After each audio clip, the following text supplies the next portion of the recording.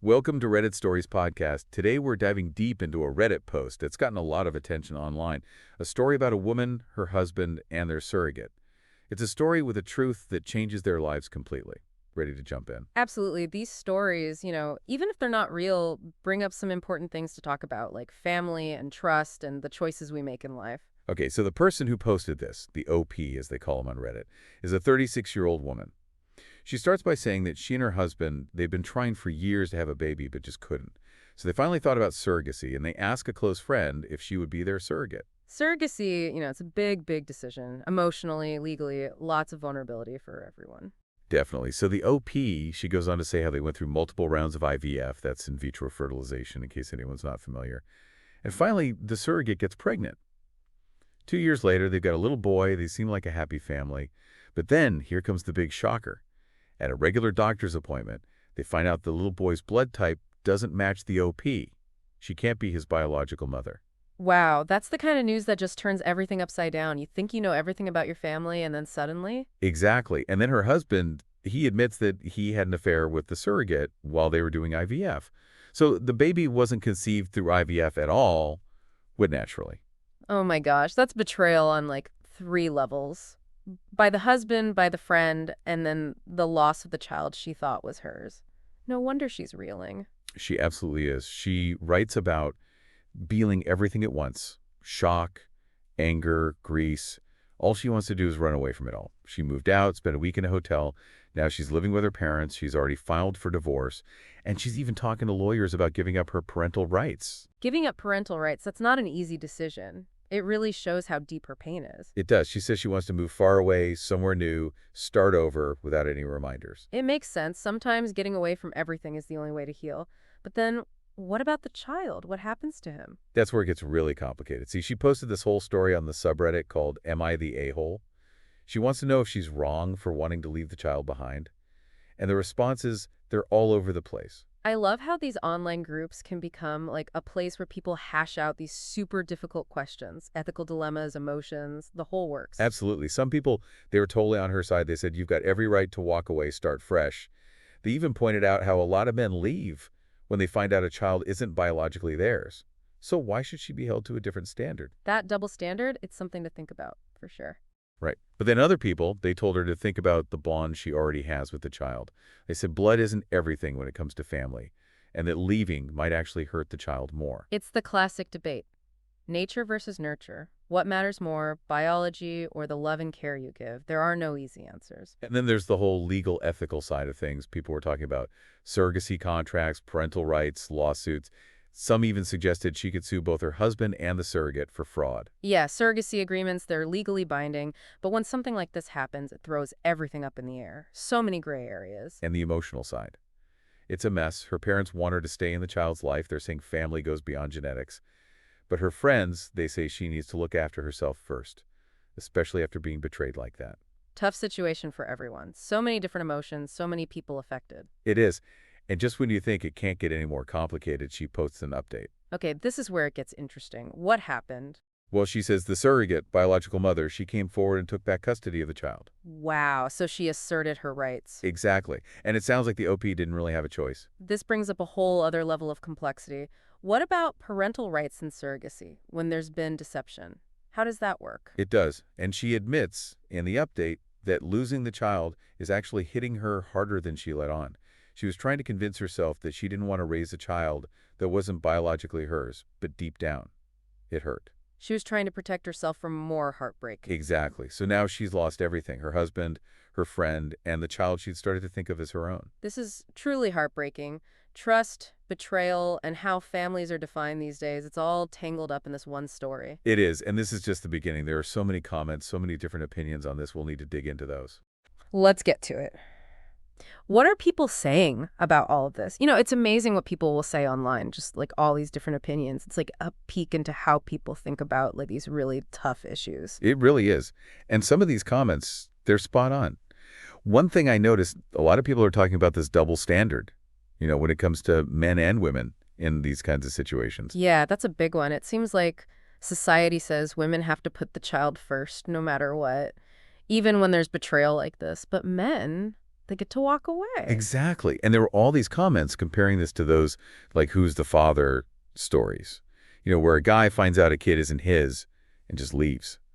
A lot of people are saying she's getting judged way harsher for wanting to do the same thing. It's true. And it shows you, like, what people expect from mothers and fathers. It's different, and all the emotional stuff. It's like women are just supposed to handle it. Another thing that came up a lot is, like, separating the divorce from giving up parental rights. Yeah, that's important. You can want to end a marriage but still have a relationship with the child. They're not the same thing. Right. Some people were saying she could divorce the husband but still see the child, like maybe visitations or something, co-parenting. But then you've got the other people involved. Would the surrogate be okay with that after everything that happened? And could the OP even do it? I mean, wouldn't she always be thinking about what happened, the affair? Would the child just be a constant reminder? That's a heavy load to carry. Trying to do what's best for the kid, but holding on to all that hurt, it might backfire. A few people were saying that, like, the kid would pick up on that resentment, even if she tried to hide it. Kids are smart. They can sense things, and it might make them feel insecure or rejected. Sad all around, trying to figure out what's best for everyone, especially the child. No easy answers here. Speaking of tough choices, let's talk about the legal stuff. So many people were giving legal advice. Right. A lot of them were saying she could sue both the husband and the surrogate. But for what exactly? Well, some were saying she could sue her husband for, like, adultery. I guess in some places that's still a thing legally. Yeah, but the laws about that are different everywhere, and it's hard to prove. Plus, in divorce cases, it's usually about splitting up stuff and who gets the kids, not about punishing someone for cheating. What about suing the surrogate? A few people said she could try for, like, fraud because she was told the baby was conceived through IVF. Interesting. To prove that, though, she'd have to show that the surrogate lied on purpose and that she believed those lies and got hurt because of them. But wouldn't the surrogate say that she was tricked too by the husband? Probably. And then it becomes a whole mess trying to figure out who knew what and when. A judge would have to decide if there's enough proof of fraud. Sounds like a legal nightmare. It could be. Surrogacy is already complicated legally. Then you add in lying and money, and woo, it gets messy. There were also a lot of comments about the money part of this. The OP said she was working a ton of jobs to pay for the surrogacy, which makes it even worse. Totally. Not only was she betrayed emotionally, but she might have been taken advantage of financially. Exactly.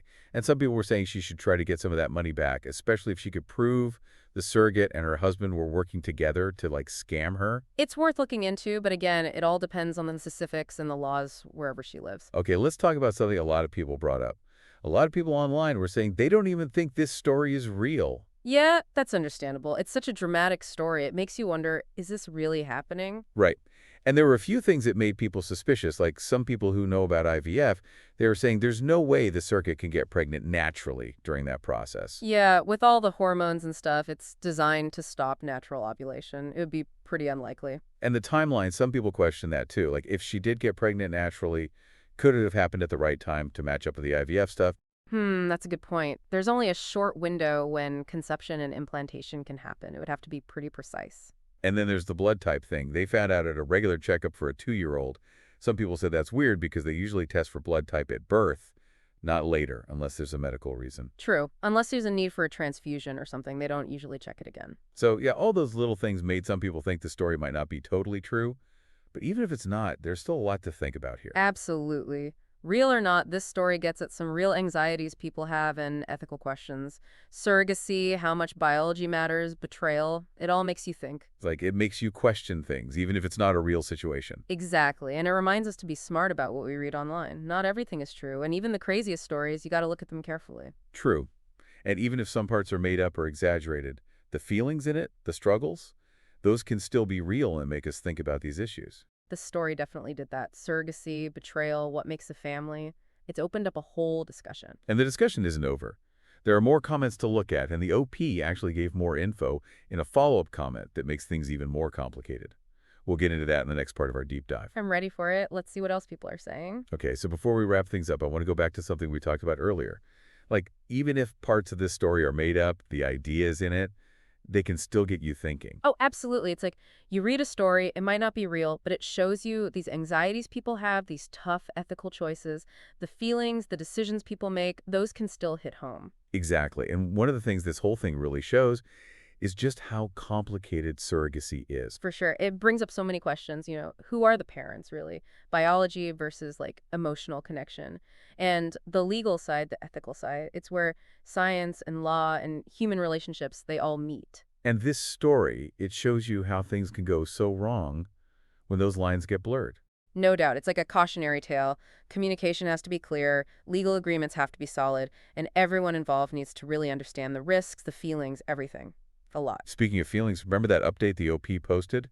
It adds a whole other layer to this. Oh, yeah, you mentioned that. What happened? Well, she's not part of the child's life anymore yet. The surrogate, she went to court, got custody back. The OP had to walk away. Wow, the biological mom took her child back? That must have been so hard for the OP. Yeah, it seems like it was really rough. She said in the update that losing the child is way harder than she let on at first. She was telling herself she didn't want to raise someone else's kid, but, well, she was attached. It makes sense. When you've been hurt that badly, you protect yourself. She was pushing away those feelings to try and deal with everything. And now it's like a double whammy, right? The betrayal by her husband, her friend, and then losing this child she'd come to love. It's just heartbreaking. These arrangements, even with good intentions, even with lawyers as contracts, they can still fall apart and leave everyone hurting. The comments on that update were interesting, too. Some people felt bad for her, but others, they were even more convinced the whole story was fake. It's how people are, Some are all about empathy, some are more suspicious, wondering, what's the real story here? A lot of people were still giving legal advice, saying maybe she could sue for fraud or because the contract was broken. It's natural to want someone to pay for something like this, but like we said, legal stuff in these situations, it's a mess. There's no guarantee you'll win. And in the end, it's up to her to decide what to do next. Lawsuit, therapy, just focusing on healing. It's her journey. Exactly. It's a good reminder that these stories are not just some debate. They're real people, real feelings, messy lives. There's no one right answer. This whole deep dive, it's given us a lot to think about. Surrogacy, the legal stuff, ethics, what happens when trust is shattered. It affects everyone. And these online groups, they show you the power of sharing your story, even anonymously. Maybe some details get exaggerated, but those emotions, those shared experiences, they're real and they matter. So, what do you think about this story? But everything it brings up, let us know in the comments. And remember, if you're ever dealing with surrogacy or any complicated family situation, get professional help, legal and emotional. You need people on your side, people who know what they're doing. Thanks for joining us for this deep dive into the world of Reddit relationship drama. We'll be back with another story soon. Until then, take care and keep those minds curious.